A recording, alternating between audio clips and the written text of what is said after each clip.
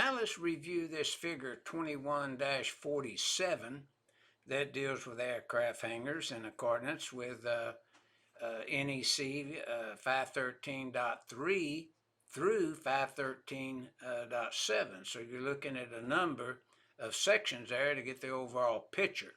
But let's start at the top of the illustration and permitted wiring methods in hazardous areas in accordance with 513.4A as in Apple. Then you see we have rigid metal conduit, IMC, rigid non-metallic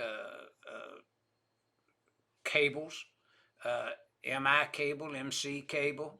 And then you have some exceptions when you're using the rigid non-metallic conduit. You have some exceptions there, as you see.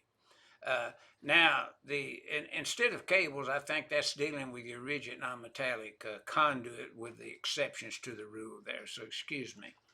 Now, wiring methods that are not in the hazardous area, you could use metal raceways, MC cable, TC cable, MI cable, and any of the exceptions to 513.7A that you would review. So your key sections here is 513.4A, 513.7A, and the exception. Now getting into the hanger itself, let's look at the receptacles to the left. If you fall within the Class 1 Division 2 area, then 513.3C1 says you use a receptacle for Class 1 Division 2, so you're going to go to 501.140 for those types of receptacles that are permitted there. And in the receptacles outside of the location, well, you can just have regular duplex receptacles and regular type receptacles, see. Now the next thing, when you look at 501.3E, I believe it is, then you're going to review the mobile stanchions, rostrums, and docks and things like that. And they're Class 1 Division 2 because they're portable. You can roll them in and out of there. They're flexible. You can connect to them and provide power. Or you could go where we have your portable floodlight and 513.10E1, you can bring those in. And a lot of times, you can have a sniffer that will sniff if the area should become, with a mixture of gas and vapors, so to speak. And, this kind of deals with it. Then the Class 1 Division 1 area is in the pit and also in the concrete. So if you're an electrician and you're running in that concrete, you're a Class 1 Division 1 area, and you have to use wiring methods that are permitted for Class 1 Division 1 and 501.10A as in Apple.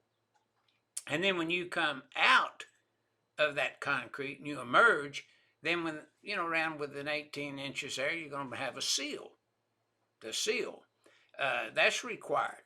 So we kind of pick up here then the areas. And notice if you had a receptacle that's located within that pit, then that receptacle is 513.4, and it has to be an explosion-proof type